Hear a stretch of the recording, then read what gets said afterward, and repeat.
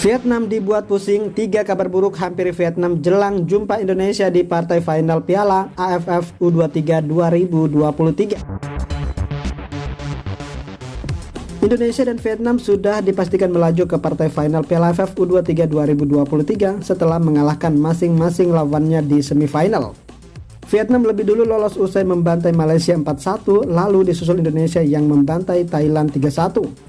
Vietnam sendiri adalah tim yang belum pernah kalah di sepanjang perhelatan Piala AFF U23 2023. Sementara Indonesia sempat menelan kekalahan 2-1 atas Malaysia di laga perdana fase grup. Meski punya catatan kurang baik dibanding Vietnam, Indonesia disebut sebagai tim paling mengejutkan karena tampil lebih baik di setiap harinya. Jelang pertandingan Indonesia versus Vietnam, 3 kabar buruk hampir Vietnam yang akan menguntungkan Indonesia. Kabar buruk pertama, pelatih timnas Indonesia U23 Sintayong cukup percaya diri menghadapi Vietnam. Setelah hengkangnya Park Hang-seo dari timnas Vietnam, Sintayong pun bertekad memperoleh gelar pertamanya. Kali ini tim melawan Vietnam U23 tidak dibawa asuhan pelatih Park Hang-seo.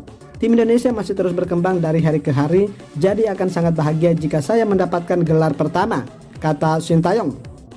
Kabar buruk kedua, Vietnam mengakui jika Sintayong sebagai pelatih penuh rahasia.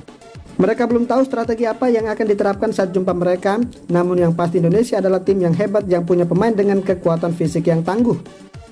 Pelatih Sintayong mengejutkan dengan memilih gaya menyerang yang aneh sejak laga dibuka. Tim Kaos Merah dengan kekuatan fisik bagus mendominasi lawan. Mereka mendapat gol awal di menit ke-9. Jim Kelly-Stroyer menggiring bola sebelum melepaskan tendangan jauh menaklukkan kiper Siriwat. Pertandingan semakin menarik ketika Indonesia mendapat gol yang menggandakan ketertinggalan kurang dari 10 menit berselang, tulis media Vietnam The Tahun 47. Kabar buruk ketiga datang dari pelatih timnas Malaysia Ella Farasan yang menyebut kemenangan Vietnam atas Malaysia di semifinal hanya sebuah keberuntungan alias bukan karena penampilan Vietnam yang bagus. Ella Farasan mengatakan Malaysia kalah karena timnya tidak terbiasa main di sore hari sehingga tersiksa dengan cuaca panas.